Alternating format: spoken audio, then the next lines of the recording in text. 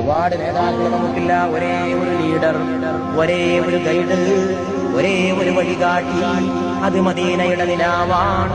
അത് ലോകത്തിന്റെ കാരുണ്യമാണ്, അത് ഭൂമിയുടെ ക്ഷമയാണ്, അത് മാനത്തിന്റെ വിശാലതയാണ്, അത് ആമിന ബീവിയുടെ മുത്തുമോനാണ്, അത് ഖദീജ ബീവിയുടെ പ്രിയപ്പെട്ട ഭർത്താവാണ്,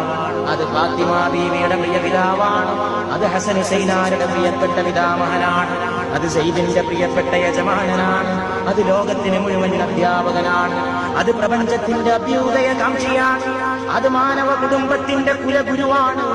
അത് ഏറ്റവും വലിയ വിമോചകനാണ്,